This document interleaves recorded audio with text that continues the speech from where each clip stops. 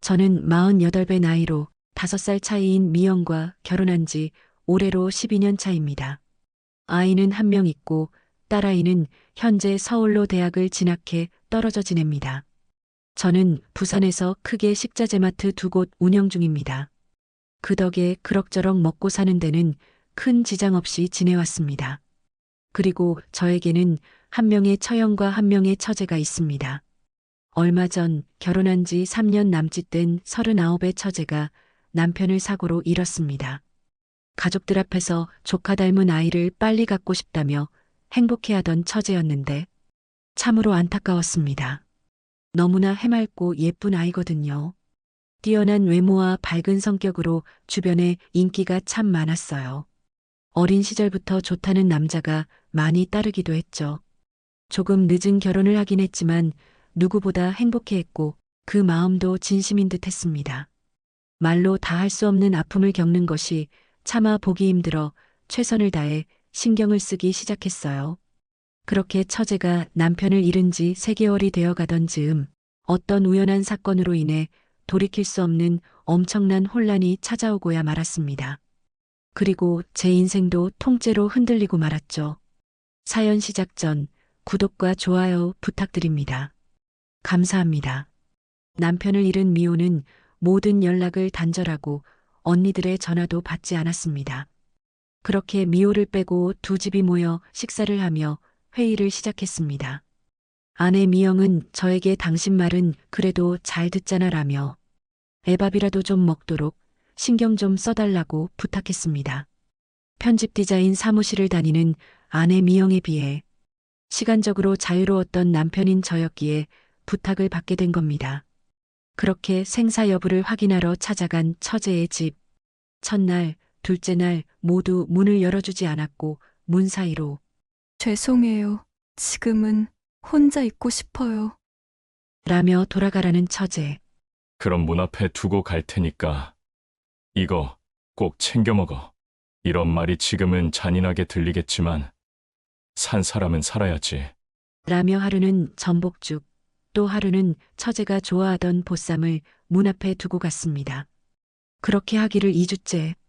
오늘도 허탕이려니 하며 돌아서려는 그때 드디어 처제는 문을 열었습니다. 들어간 집안은 서늘한 공기만이 맴돌았고 여러 가지의 술병이 줄지어 널브러져 있었습니다. 첫째, 문 열어줘서 고마워. 매번 이렇게 오시는데 저도 죄송해서요. 집 거실을 두리번거리고는 제가 말했습니다. 첫째 이러다 큰일 나. 걱정하는 가족들 생각도 해줘. 그래야죠. 이제 괜찮아요. 그러니까 더 안 오셔도 돼요. 언니한테 걱정하지 말라고 전해주세요. 전혀 안 괜찮아 보이니까 그렇지. 내 맘도 이렇게 안 좋은데. 삐쩍 말라버린 처제에게 억지로라도 식탁에 앉혀 숟가락을 쥐어주고 죽을 먹게 하는데 그 모습이 너무 짠하고 슬퍼 보여서 마음이 좋지 않았습니다.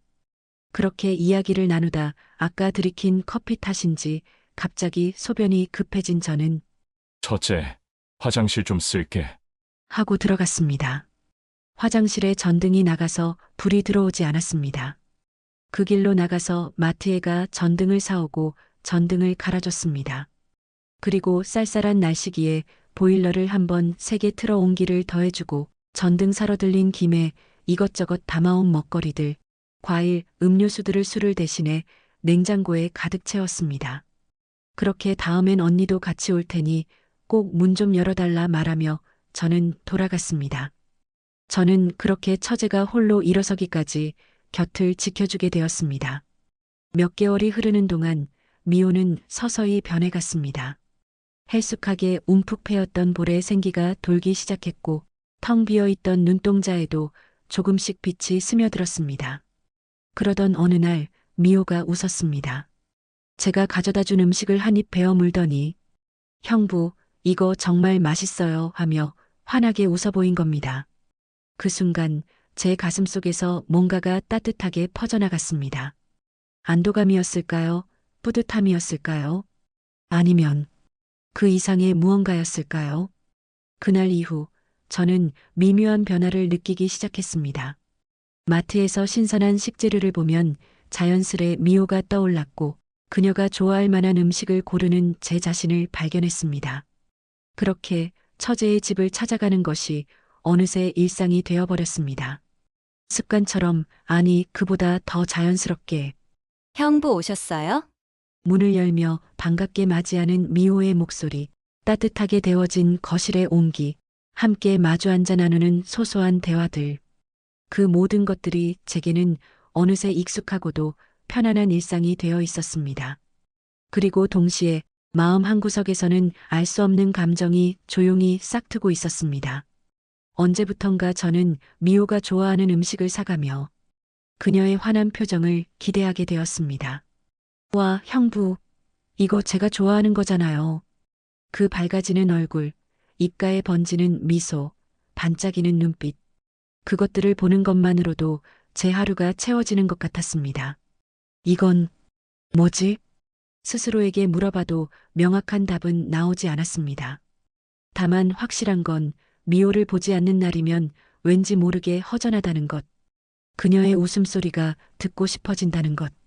그리고 그 따뜻한 시선이 제게 머무는 순간 가슴 어딘가가 뜨거워진다는 것이었습니다. 여느 날처럼 저는 미호의 집을 찾았습니다. 초인종을 누르자 곧바로 문이 열렸습니다. 그런데 그 순간 저는 숨이 멎는 것 같았습니다. 미호가 급하게 문을 열었는지 실크 소재의 슬립 차림에 얇은 가디건만 걸친 채로 서 있었던 겁니다.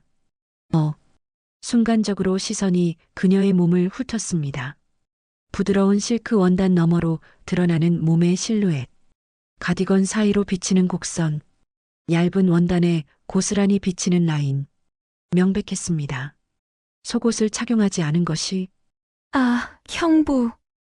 미호도 뒤늦게 자신의 차림새를 깨달았는지 황급히 가디건을 여미며 얼굴을 붉혔습니다.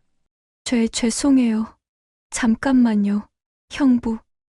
거실에 앉아 계세요. 옷 좀 입고 올게요. 미호는 서둘러 방으로 들어갔고 문이 닫혔습니다. 저는 멍하니 거실 소파에 앉았습니다. 아니, 앉았다기보다는 주저앉았다고 해야 맞을 겁니다. 방금 뭘 본 거지? 머릿속이 하얗게 변했습니다. 아니, 정확히는 방금 본 그 장면이 자꾸만 떠올랐습니다. 실크 슬립 너머로 비친 미호의 몸, 가디건 사이로 드러났던 그 실루엣, 브라를 착용하지 않아서 더욱 선명하게 드러났습니다. 움직일 때마다 은은하게 흔들리던 그 곡선. 아니야. 생각하지 마. 고개를 저었지만 이미 제 몸은 반응하고 있었습니다. 심장이 미친 듯이 뛰었고 입안이 바싹 말라왔습니다. 그리고 아래쪽이 불편해지기 시작했습니다. 진정해. 진정하라고. 저는 다리를 꼬고 앉아 애써 다른 생각을 하려 했습니다. 마트 재고 정리, 내일 만날 거래처, 딸아이 등록금. 하지만 소용없었습니다. 방문 너머에서 미호가 옷을 갈아입고 있을 모습이 자꾸만 상상됐습니다. 슬립을 벗고 속옷을 착용하고 옷을 입는 그 과정. 미쳤나? 정말 미쳤어. 저는 손으로 얼굴을 감쌌습니다. 뜨거웠습니다. 얼굴이, 아니 온몸이. 잠시 후 방문이 열리는 소리가 들렸습니다. 저는 황급히 자세를 바로 잡았습니다. 미호가 나왔습니다. 이번에는 제대로 된 차림이었습니다.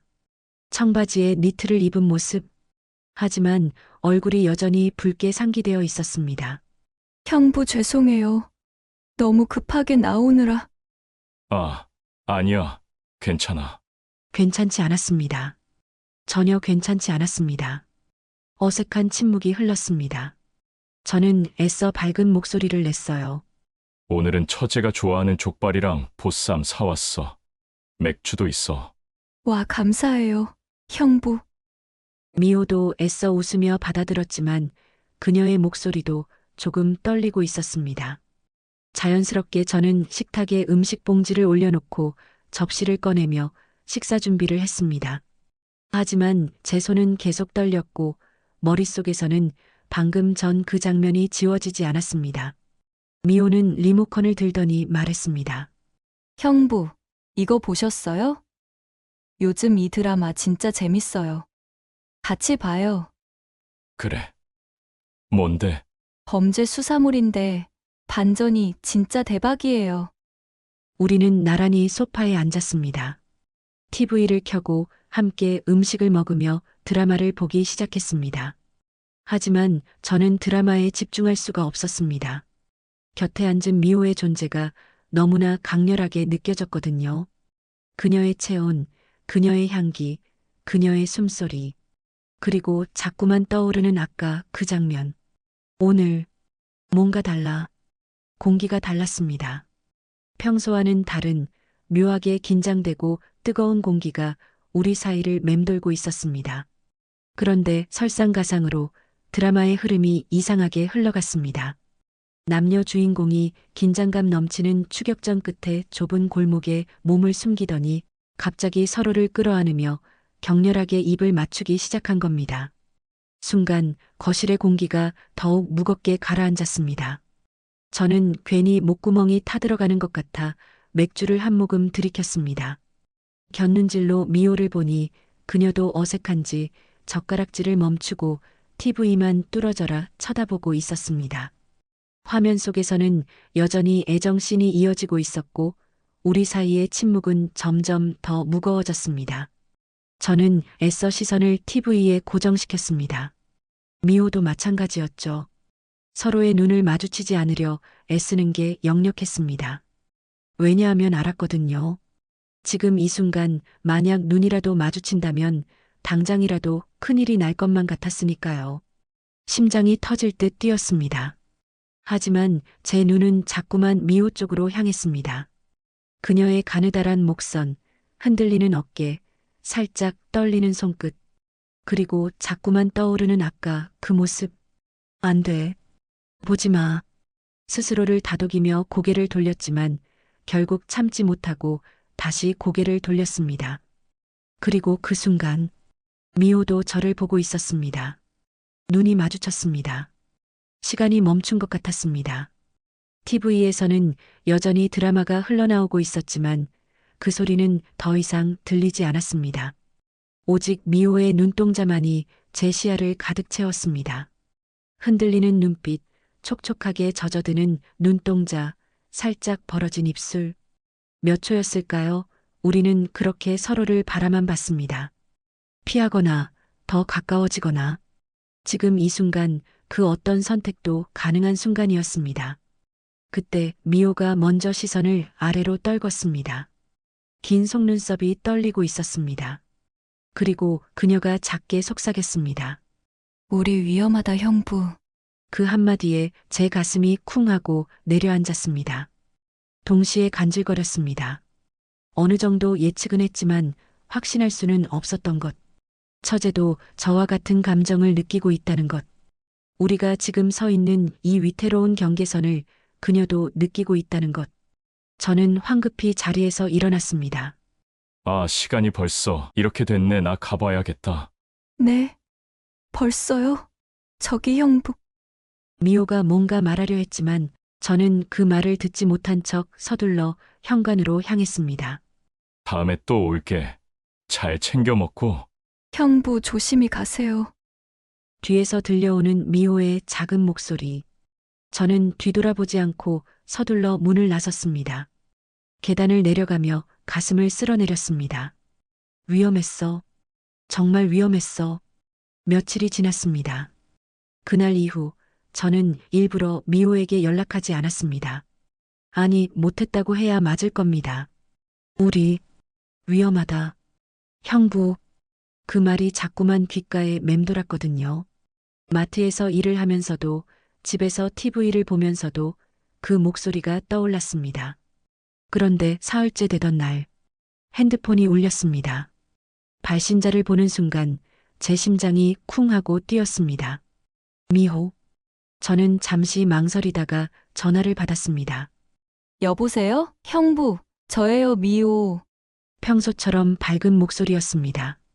아무 일도 없었던 것처럼. 아, 처제 무슨 일이야? 형부, 저 요즘 빵을 좀 만들어 보고 있거든요. 이거 언니랑 같이 드실래요? 오늘 시간 되시면 가지러 오세요. 빵을. 처제가? 네, 유튜브 보면서 만들어 봤는데 생각보다 잘 나온 것 같아서요. 형부가 맨 처음 맛봐줘야죠. 너무나 자연스러운 목소리. 저는 잠시 망설였지만 결국 대답했습니다. 그래. 알았어. 조금 이따 갈게. 네, 기다릴게요, 형부. 전화를 끊고 나서도 한참을 멍하니 서 있었습니다. 괜찮을까? 가도 괜찮을까? 하지만 제 발걸음은 이미 미호의 집을 향하고 있었습니다. 초인종을 누르자 곧바로 문이 열렸습니다. 형부 오셨어요. 미호는 앞치마를 두른 채 환하게 웃으며 저를 맞이했습니다. 어서 오세요. 빵 방금 구웠어요. 집안에는 고소한 빵 냄새가 가득했습니다. 와, 냄새 좋은데? 그죠? 저도 만들면서 깜짝 놀랐어요. 미호는 신이 나서 부엌으로 향했고 저는 자연스럽게 뒤따라 들어갔습니다. 형부, 손 좀 씻고 오세요. 따뜻할 때 드셔야 맛있어요. 응. 알았어. 저는 화장실로 향했습니다. 문을 열고 들어서는 순간 저는 멈칫했습니다. 욕조 옆에 놓인 미호의 속옷. 레이스가 달린 연한 핑크색. 또 심장이 빠르게 뛰기 시작했습니다. 고개를 돌려야 한다는 걸 알면서도 시선이 그곳에 고정되었습니다. 작고 섬세한 레이스 장식. 미호의 몸에 닿았을 그 천. 안 돼. 생각하지 마. 저는 황급히 세면대로 가서 물을 틀었습니다. 찬물로 얼굴을 씻었지만 뜨거움은 가라앉지 않았습니다. 오히려 더 심해졌습니다.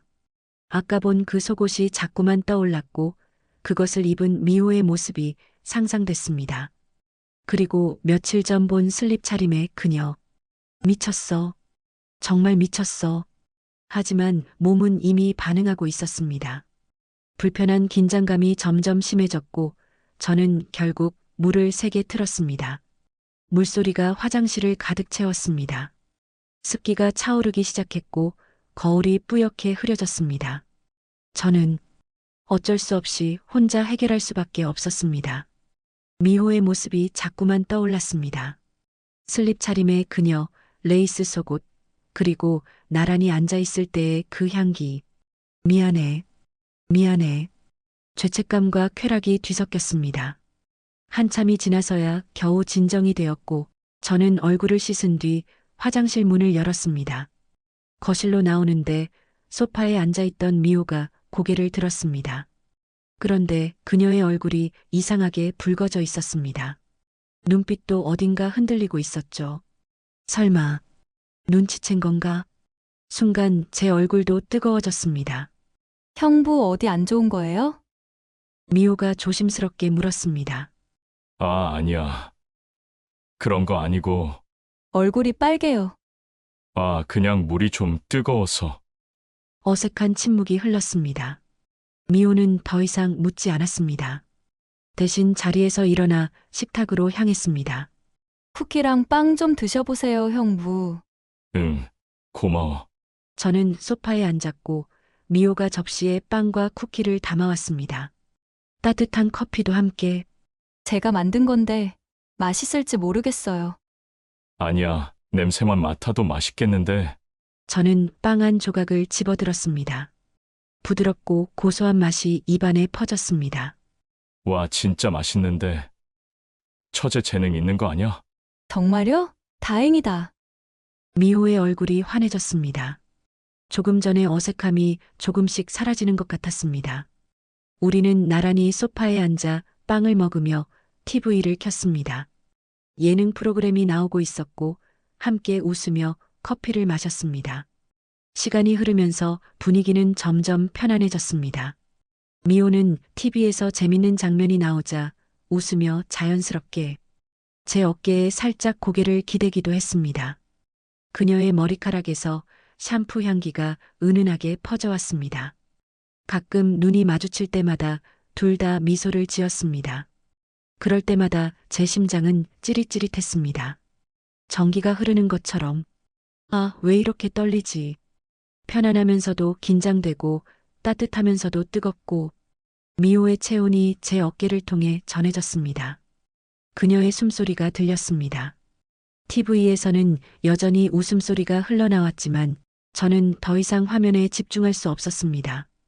곁에 있는 미호의 존재가 너무나 강렬하게 느껴졌거든요. 형부, 응, 저 정말 형부 아니었으면 어떻게 됐을지 모르겠어요. 그렇게 생각해주면 고맙지. 그런데 이게 다 처제가 강한 사람이라 가능한 거지. 아니에요. 저 정말 많이 의지하고 있어요. 미호가 고개를 들어 저를 바라봤습니다. 촉촉한 눈빛, 제 얼굴과 가까운 거리, 심장이 미친 듯이 뛰기 시작했습니다. 처제, 네, 우리는 그렇게 서로를 바라봤습니다. 이번에는 시선을 피하지 않았어요. 공기가 뜨거워졌습니다. 생각할 새도 없이 모에 홀린 듯 저는 미호의 얼굴에 손을 갖다 댔습니다. 부드러운 볼의 감촉, 미호는 눈을 감았습니다. 그리고 저는 그녀의 입술에 입을 맞췄습니다. 부드럽고 따뜻한 입술. 처음에는 조심스러웠습니다. 마치 깨질까봐 두려운 것처럼. 하지만 미호가 저를 감싸 안는 순간 이성의 끈이 끊어졌습니다. 입맞춤은 더욱 깊어졌습니다. 그녀의 향기, 따뜻한 온기, 목소리. 모든 것이 저를 미치게 만들었습니다. 우리 이러면 안 되는데. 제가 작게 속삭였지만 손은 이미 그녀의 허리를 감싸고 있었습니다. 형부, 저도 알아요. 미호의 목소리도 떨리고 있었습니다. 하지만 멈출 수가 없어요. 나도 마찬가지야. 우리는 서로를 끌어안았습니다. 미호의 니트 위로 느껴지는 빠르게 뛰는 심장 소리. 하, 그 목소리에 저는 이성을 잃었습니다. TV는 여전히 켜져 있었지만 그 소리는 더 이상 들리지 않았습니다. 살짝 내려간 니트 사이로 드러난 어깨에 하얀 피부와 레이스 속옷끈이 눈에 들어왔습니다. 아까 화장실에서 봤던 바로 그것. 저는 속으로 생각했습니다. 이걸 지금 입고 있었구나. 심장이 터질 듯 뛰었습니다. 미호야, 정말 괜찮은 거야? 마지막으로 물었습니다. 이성이 붙잡으려는 마지막 시도였을지도 모릅니다. 나 어떡해요? 형부한테 너무 의지했나 봐. 형부 없이 이제 어떻게 살지? 그 한마디에 남아있던 이성마저 완전히 무너졌습니다. 나도 그래. 나도 이제 너 없으면. 더 이상 말은 필요 없었습니다. 우리는 거실 소파 위에서 그 자리에서 서로의 온기 속으로 빠져들었습니다. 죄책감, 배신감, 금기. 그 모든 것들이 순간의 열기 속에 녹아내렸습니다. 오직 서로만이 존재하는 세계. 미호의 향기, 그녀의 떨림. 오빠, 영국 오빠. 그녀가 제 이름을 부를 때마다 저는 더 깊이 빠져들었습니다. 거실 테이블 위의 빵과 커피는 이미 식어버렸고 TV에서는 여전히 예능 프로그램이 흘러나왔습니다. 하지만 우리에게는 아무것도 들리지 않았습니다. 소파 위에서 그 좁은 공간에서 우리는 돌이킬 수 없는 선을 완전히 넘어버렸습니다. 얼마나 시간이 흘렀을까요? 정신을 차려보니 창밖으로 어둠이 내려앉고 있었습니다. 저는 소파에 앉아 숨을 고르고 있었고 미호는 제 품에 안긴 채 조용히 숨을 쉬고 있었습니다. 나 뭔 짓을 한 거지? 현실이 서서히 밀려왔습니다. 미영이 떠올랐습니다. 아내, 12년을 함께한 아내, 그리고 처형, 형님, 가족들이 모두 떠올랐습니다. 죄책감이 밀려왔습니다. 하지만 동시에 품 안에 있는 미호의 온기가 느껴졌습니다. 어떡하지? 이제 어떡하지? 미호가 몸을 움직이며 고개를 들었습니다. 형부, 조심스러운 목소리였습니다. 저는 미호를 바라봤습니다. 흐트러진 머리, 붉어진 뺨, 불안한 눈빛. 나는 지금 너무 좋은데. 나도. 미호가 제 가슴에 얼굴을 묻었습니다. 그래도 내가 이러면 안 되는데. 아니야. 나쁜 건 나지. 아니에요. 내가 너무 형부를 의지했나 봐요. 우리는 한참을 그렇게 껴안고 있었습니다. 무엇을 해야 할지, 앞으로 어떻게 해야 할지 아무것도 정해지지 않은 채로 다만 확실한 건 우리가 돌아갈 수 없는 강을 건너버렸다는 것. 그리고 이 금기의 관계가 이제 막 시작되었다는 것 뿐이었습니다. 그날 이후 저는 미호를 찾는 횟수가 더욱 잦아졌습니다. 핑계는 언제나 있었습니다. 마트에서 좋은 식재료가 들어왔다거나 근처에 일이 있어서 들렀다거나. 하지만 진짜 이유는 하나였습니다. 미호가 보고 싶었고 그녀를 안고 싶었습니다. 우리는 서로가 서로에게 중독되어 갔습니다.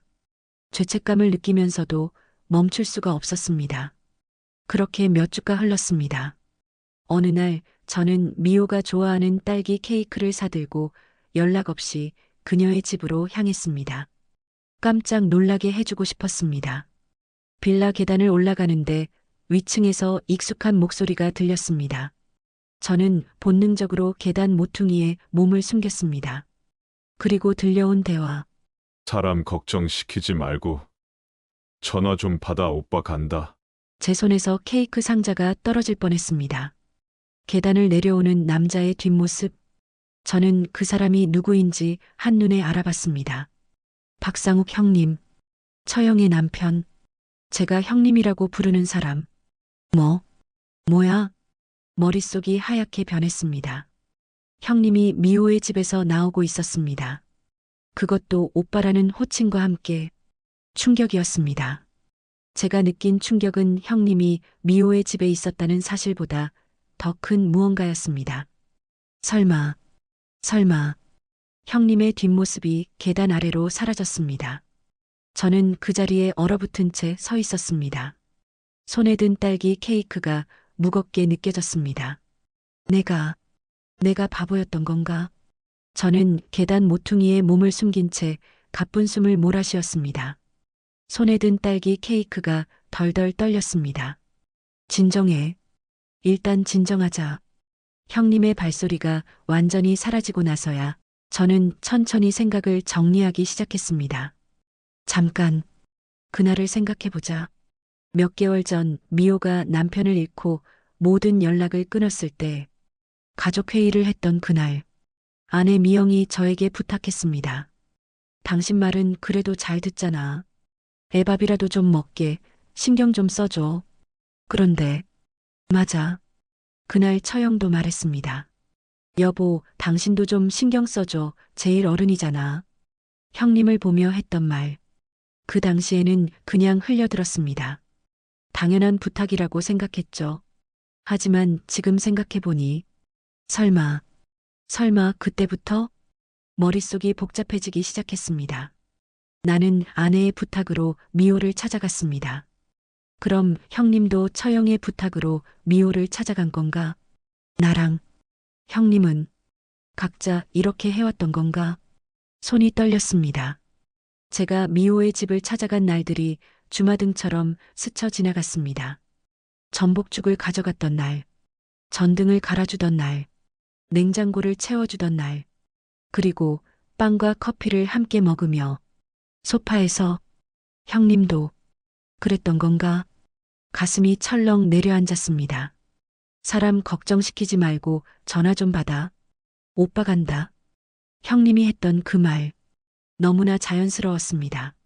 마치 수없이 반복된 일상처럼. 오빠. 미호는 형님을 오빠라고 불렀습니다. 저를 형부라고 부르다가 나중에는 영국 오빠라고 불렀던 것처럼. 그럼 형님한테도 상상하고 싶지 않았습니다. 하지만 머릿속에서는 자꾸만 그려졌습니다. 형님이 미호의 집을 찾아가는 모습, 미호가 문을 열어주는 모습, 둘이 함께 앉아 식사를 하는 모습, 그리고 그 이상의 아니야. 설마. 손으로 머리를 감쌌습니다. 하지만 부정할 수 없었습니다. 형님과 미호의 관계, 그게 무엇이든 단순하지 않다는 것은 분명했습니다. 미호의 진심은 뭐지? 저는 미호가 저를 원한다고 믿었습니다. 오빠 없으면 안 돼요. 그 말을 진심이라고 믿었습니다. 하지만 지금 형님의 모습을 본 순간 모든 게 흔들리기 시작했습니다. 나만 그렇게 생각한 건가? 미호에게 저는 무엇이었을까요? 상처를 치유해준 사람? 외로움을 채워준 사람? 아니면 그냥 편한 사람? 형님과는 어떤 관계가 된 거지? 더 중요한 건 그것이었습니다.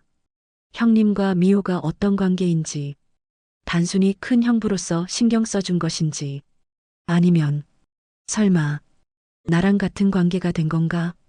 가슴이 철렁했습니다.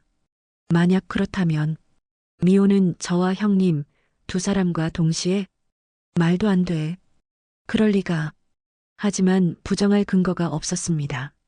아니, 오히려 정황은 그쪽을 가리키고 있었습니다. 형님의 자연스러운 태도, 오빠라는 호칭, 그리고 전화 좀 받아라는 말. 마치 연인처럼 저는 계단에 주저앉았습니다. 손에 든 딸기 케이크를 바닥에 내려놓았습니다. 나는 뭐였던 거지? 미호에게 저는 특별한 사람이라고 믿었습니다. 하지만 만약 형님도 같은 관계였다면 나는 그저 여럿 중 하나였던 건가? 배신감이 밀려왔습니다. 아이러니했습니다. 제가 아내를 배신하고 있으면서 미호에게 배신당했다고 느끼다니 내가 무슨 자격으로 스스로가 우스웠습니다. 하지만 동시에 화가 났습니다. 미호에게, 형님에게, 그리고 저 자신에게 위층 미호의 집을 올려다봤습니다.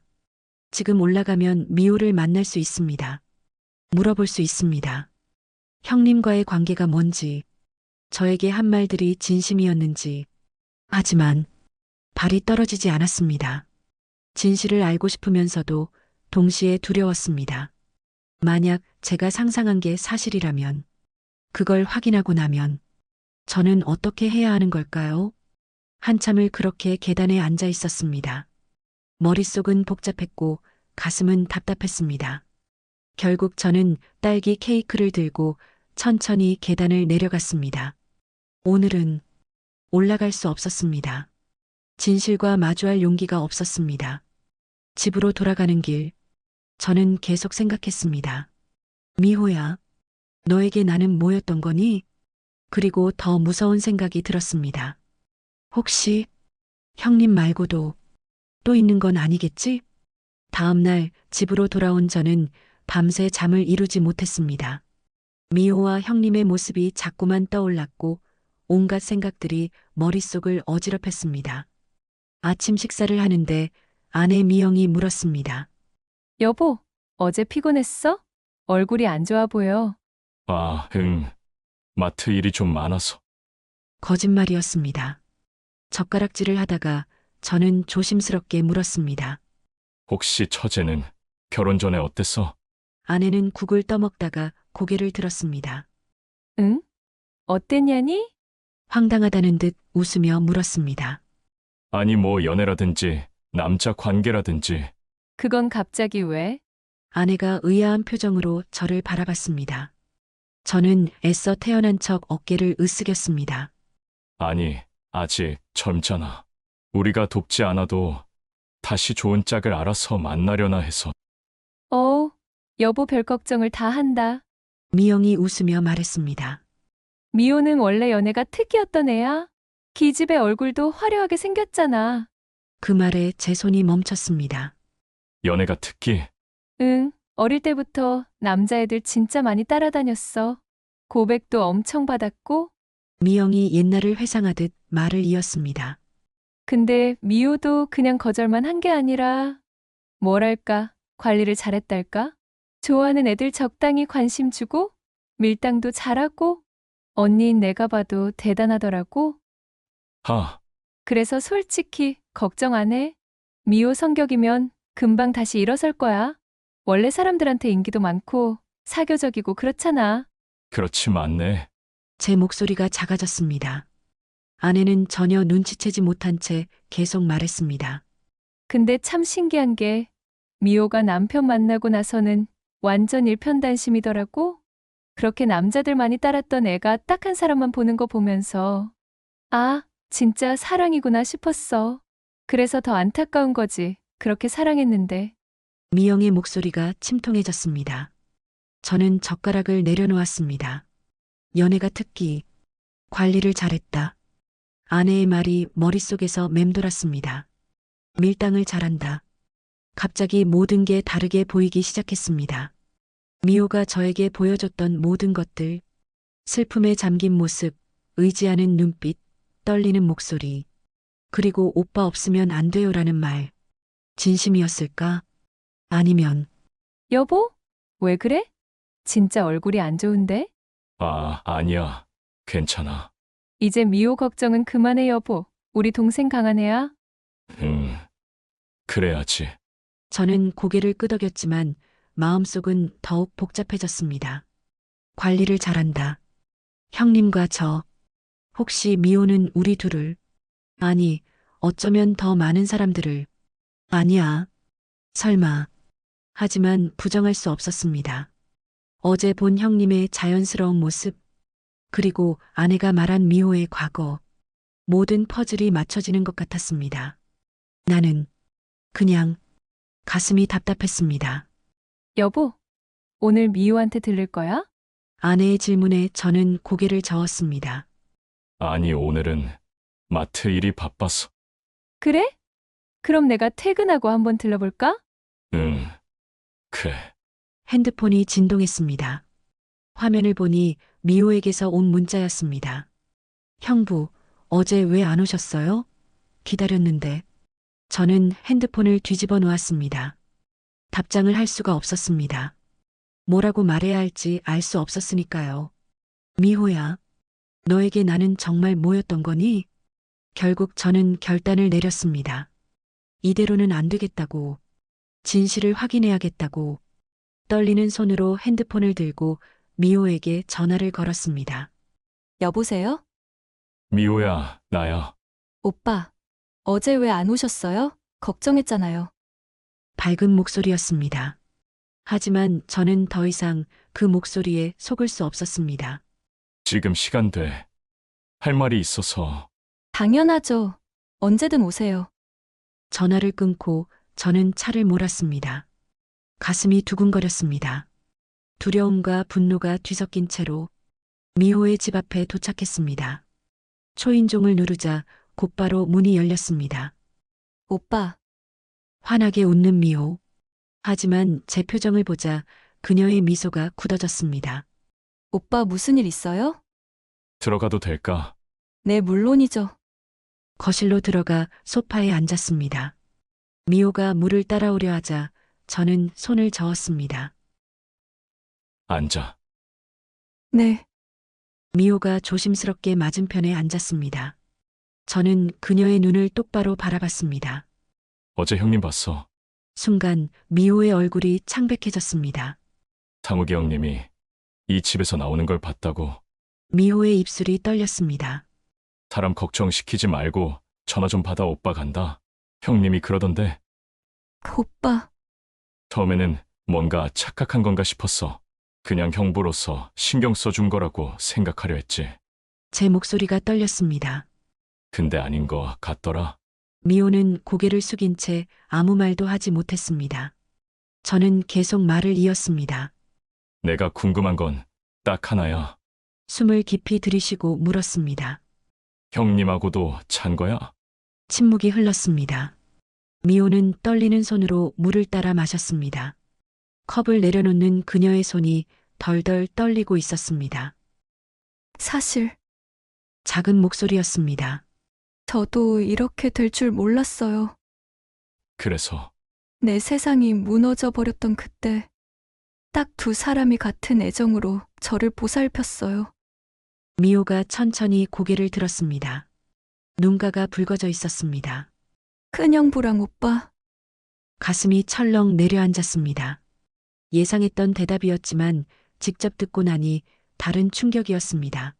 그래서 내가 궁금한 건 형님하고도 잔 거야? 제 목소리가 거칠어졌습니다. 미호는 말이 없었습니다. 그리고 눈물을 흘리기 시작하더군요. 큰형부는 아빠같이 자상하고 흐느끼는 목소리로 말을 이었습니다. 오빠는 나를 자꾸 안정시키고 설레게 하고 미호야, 내가 미친 거죠. 언니들 볼 낯이 없지. 눈물이 볼을 타고 흘러내렸습니다. 미호는 더 많은 눈물을 흘리며 말을 이어나갔습니다. 그런데 나 둘 다 진심이에요. 그게 언니들의 남자라는 사실도 미치도록 괴로워요. 이걸 어디서부터 정리해야 할지도 잘 모르겠어요.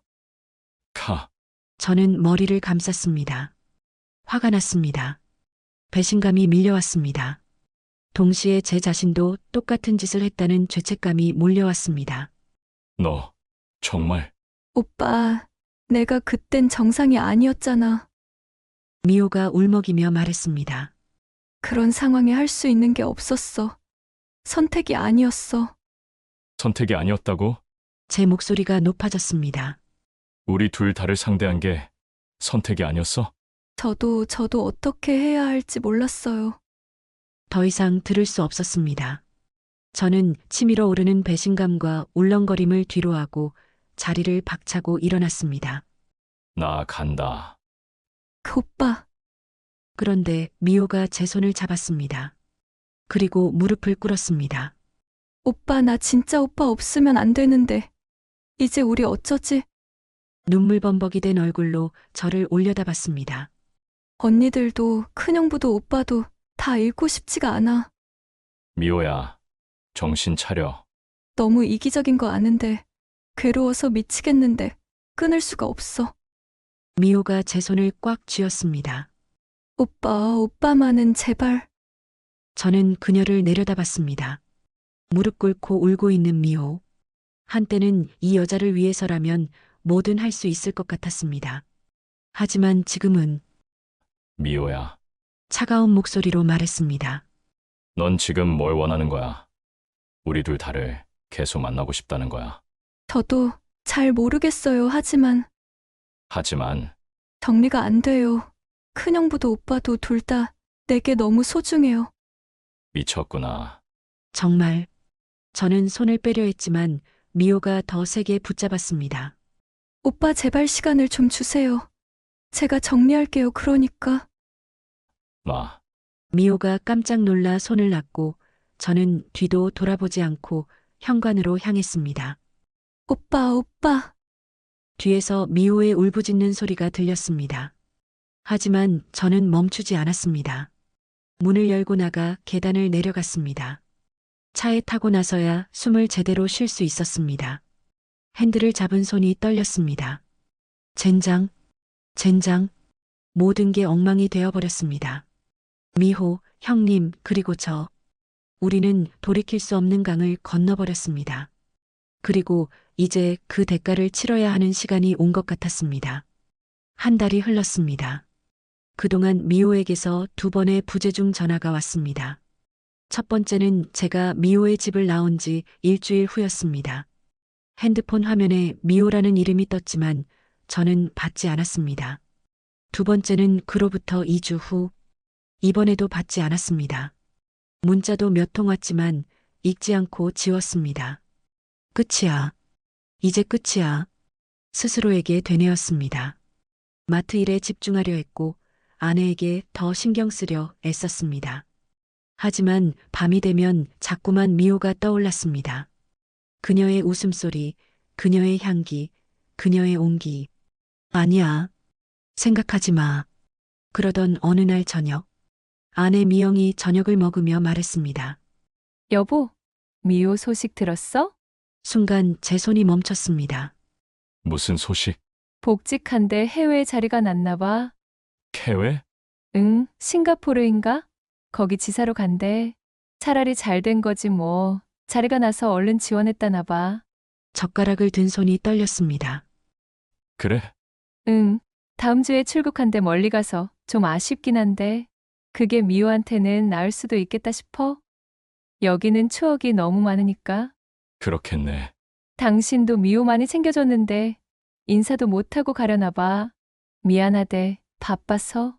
괜찮아, 잘 됐다고 전해줘. 하지만 마음은 괜찮지 않았습니다. 가슴 한쪽이 텅 비는 것 같았습니다. 그날 밤 저는 핸드폰을 들었습니다. 한참을 망설이다가 미호에게 전화를 걸었습니다. 신호음이 울렸습니다. 1번, 2번, 3번. 여보세요? 떨리는 목소리였습니다. 나야. 형부, 미호의 목소리가 울먹였습니다. 소식 들었다 가서 잘 살고 다 잊어. 짧은 침묵이 흘렀습니다. 오빠, 이제는 형부가 아닌 오빠로 불렀습니다. 우리 한 번만 보면 안 돼. 안 돼. 단호하게 말했지만 제 목소리도 떨리고 있었습니다. 제발, 1시간만. 내가 주차장으로 갈게. 미호야. 오빠, 제발, 마지막으로. 한참을 망설였습니다. 이성은 안 된다고 말했지만 마음은 이미 흔들리고 있었습니다. 30분. 고마워요. 저는 아파트 지하 주차장으로 내려갔습니다. 어두운 주차장, 한적한 구석. 잠시 후 익숙한 차 한 대가 들어왔습니다. 미호의 차였습니다. 제 차 옆에 주차하더니 미호가 내렸습니다. 한 달 만에 보는 얼굴, 많이 야위어 있었습니다. 오빠, 미호가 다가왔습니다. 미호야. 우린 알아, 근데 미호가 제 앞에 섰습니다. 눈가가 붉어져 있었습니다. 한 번만 안아줘요. 나 미운 거 알아. 근데 오빠도 내가 그리울 거잖아. 미호야. 마지막이에요, 마지막. 미호가 제 품에 안겼습니다. 그녀의 향기가 코끝을 스쳤습니다. 잊으려 했던 모든 감정들이 한꺼번에 밀려왔습니다. 오빠, 나 정말 오빠 사랑했어요. 더 이상 참을 수 없었습니다. 저는 미호를 끌어안았고 그녀의 입술에 입을 맞췄습니다. 차 안으로. 미호가 속삭였습니다. 이성이 경고했습니다. 안 돼. 이러면 안 돼. 하지만 몸은 이미 움직이고 있었습니다. 제 차 문을 열었고 우리는 그 안으로 들어갔습니다. 좁은 공간, 어두운 주차장. 하지만 그 순간 세상에는 우리 둘만 존재했습니다. 오빠, 나 잊지 마요. 미호야. 마지막이라고, 정말 마지막이라고 스스로를 속이며 우리는 차 안에서 서로를 품었습니다. 죄책감과 그리움, 미련과 열정이 뒤섞인 채 시간이 얼마나 흘렀을까요? 창문에는 김이 서렸고 우리는 서로를 아는 채 있었습니다. 오빠, 응. 행복하세요. 언니 잘해주세요. 너도 잘 살아. 오빠가 준 시간들 평생 잊지 않을게요. 미호가 제 품에서 빠져나왔습니다. 미호가 차에서 내렸습니다. 자신의 차로 걸어가는 뒷모습. 한 번도 뒤돌아보지 않았습니다. 시동을 걸고 천천히 주차장을 빠져나가는 미호의 차. 저는 그 빨간 후미등이 사라질 때까지 지켜봤습니다. 그리고 그것이 정말 마지막이었습니다. 일주일 후 아내가 말했습니다. 미호 어제 출국했대. 인사도 제대로 못하고 가서 아쉽네. 그래. 당신도 많이 챙겨줬는데 섭섭하지 않아? 새 출발하는 거잖아. 응원해줘야지. 아내는 고개를 끄덕였습니다. 하지만 저는 알고 있었습니다. 미호가 떠났다는 것, 그리고 우리의 비밀도 함께 떠났다는 것. 형님은 어떨까요? 그도 미호가 떠난다는 소식을 들었을까요? 마지막 인사를 나눴을까요? 알 수 없었습니다. 그리고 알고 싶지도 않았습니다. 다만 확실한 건 우리 셋 모두가 각자의 비밀을 안고 살아가야 한다는 것. 그 무게를 평생 짊어지고 가야 한다는 것뿐이었습니다. 가족 모임이 있었습니다. 처형 부부와 저희 부부 4명이 모였습니다. 미호는 요즘 어떻대? 제가 물었습니다. 잘 지낸대. 거기서 남자도 만났다던데? 조만간 소개시켜준다고 했어? 아내가 밝게 말했습니다. 다행이네. 저는 고개를 끄덕였습니다. 그때 형님과 눈이 마주쳤습니다. 짧은 순간이었지만 우리는 서로가 무엇을 생각하는지 알 수 있었습니다. 형님도 미호의 소식을 듣고 있을 것입니다. 그리고 저처럼 마음 한구석에 그녀를 묻어두고 살고 있겠죠. 건배. 아내들이 잔을 들었습니다. 저와 형님도 잔을 들었습니다.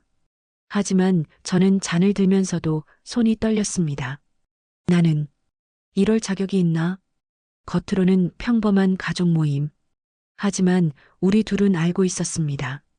이 평화가 얼마나 위태로운 균형 위에 서 있는지, 그리고 그 균형을 유지하기 위해 우리가 얼마나 많은 것을 감춰야 하는지. 미호는 떠났지만 그녀가 남긴 흔적은 영원히 지워지지 않을 것입니다. 우리의 가슴 속에, 우리의 죄책감 속에. 그렇게 우리는 각자의 삶을 살아가고 있습니다. 평범한 척, 아무 일 없었던 척. 그날 밤 집으로 돌아왔습니다. 아내는 샤워를 하러 들어갔고 저는 거실 소파에 앉아 있었습니다. TV는 켜져 있었지만 무슨 내용인지 하나도 들어오지 않았습니다. 미호, 남자를 만났다고. 가슴 한쪽이 쓰렸습니다. 질투였을까요? 안도감이었을까요? 아니면 죄책감이었을까요? 샤워를 마친 아내가 나왔습니다. 여보, 왜 그래? 멍하니 앉아서? 응. 아니야. 그냥 생각 좀 하고 있었어. 무슨 생각? 별거 아니야. 아내가 제 옆에 앉았습니다. 오늘 오랜만에 언니네 보니까 좋더라. 우리도 저렇게 나이 들어가겠지? 그러겠지. 여보, 고마워. 뭐가? 그때 미호 많이 챙겨줘서? 당신 아니었으면 미호 혼자 어떻게 일어섰을지 몰라? 그 순간 가슴이 무너져 내렸습니다. 당신 덕분에 우리 동생 다시 살아났어. 정말 고마워. 아내가 제 손을 잡았습니다. 따뜻한 손이었습니다. 12년을 함께한 저를 믿고 사랑해준 손. 여보. 목이 메었습니다. 왜? 무슨 일 있어? 아니, 그냥 미안해. 뭐가 미안해? 당신이 뭘 잘못했다고? 모든 게 미안해. 말할 수 없었습니다. 영원히 말할 수 없는 비밀. 그냥 늘 고마워. 나 같은 사람이랑 살아줘서. 무슨 소리야? 내가 더 고맙지. 아내가 웃으며 제 어깨에 기댔습니다. 그 무게가 너무나 무겁게 느껴졌습니다. 그날 밤 잠들지 못했습니다. 아내는 편안하게 잠들어 있었지만 저는 천장만 바라봤습니다. 미호와의 순간들이 주마등처럼 스쳐 지나갔습니다. 처음 문을 열어줬을 때, 전등을 갈아주던 날, 함께 웃던 순간들. 그리고 소파에서, 차 안에서 나는 정말 최악이야. 죄책감이 밀려왔습니다. 아내를 배신하고 가족을 속이고 그렇게 살아온 제 자신. 형님도 지금 이렇게 괴로울까? 어쩌면 우리 둘 다 평생 이렇게 살아가는 걸지도 모릅니다. 겉으로는 멀쩡한 척, 아무 일 없었던 척. 하지만 밤이 되면 혼자 이렇게 죄책감에 시달리며 그렇게 2년이라는 시간이 흘렀습니다. 처형이 전화했습니다. 미호 결혼한대. 초대장 보낸다고 하더라. 그래요. 축하할 일이네요. 그치? 우리 동생 드디어 행복 찾았어. 그때 많이 힘들었는데. 네. 제부도 고마워요. 그때 많이 챙겨줬잖아요. 고맙다고 저한테. 전화를 끊고 나서 저는 한참을 멍하니 앉아 있었습니다. 미호가 결혼한다고. 다른 남자와. 마땅히 축하해야 하는데 가슴 한쪽이 무너져 내렸습니다.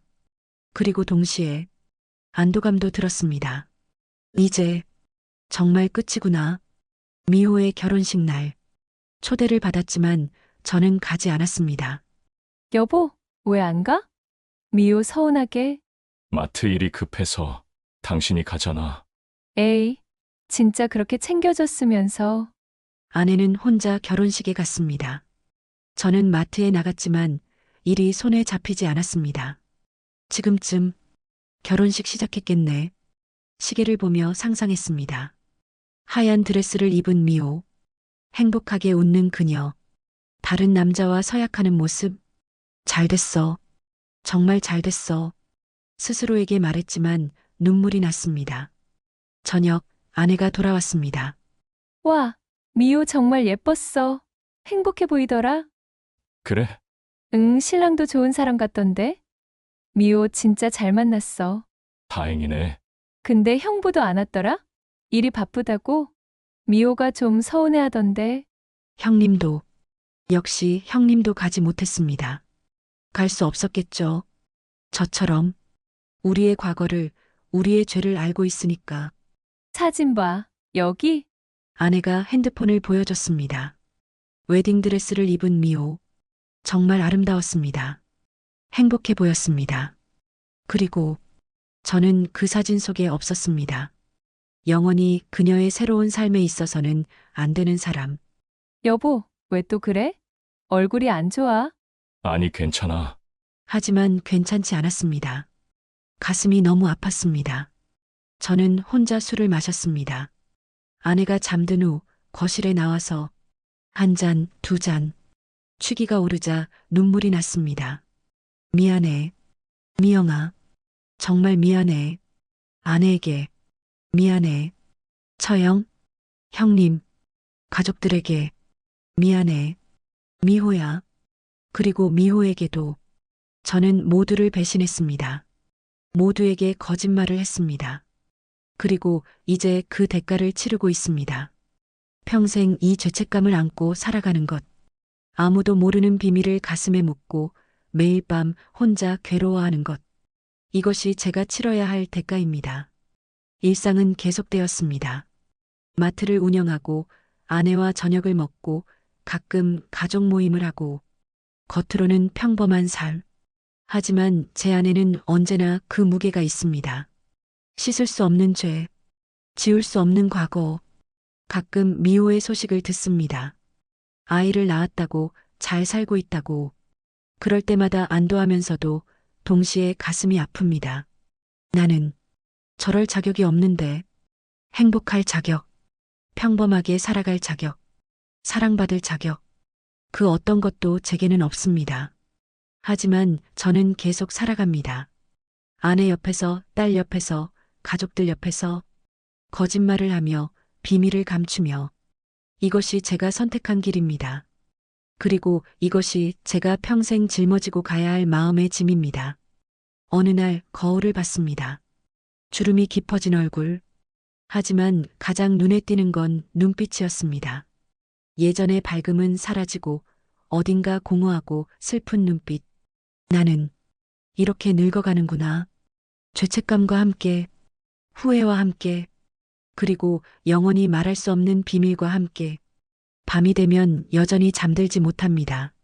아내의 편안한 숨소리를 들으며 저는 천장을 바라봅니다. 미안해. 정말 미안해. 매일 밤 되뇌는 말. 하지만 아무에게도 들리지 않는 말. 이것이 제 벌입니다. 평생 이렇게 살아가는 것. 겉으로는 멀쩡한 척, 속으로는 매일 무너지면서 이것이 금기를 넘은 자의 운명입니다. 오늘 사연이 좋으셨다면 구독과 좋아요, 알림 설정 꼭 부탁드립니다. 여러분의 작은 관심이 저에게는 정말 큰 힘이 됩니다. 오늘 이야기에 대한 여러분의 생각도 댓글로 들려주세요. 감사합니다. 감사합니다. 감사합니다. 감사합니다. 감사합니다. 감사합니다. 감사합니다.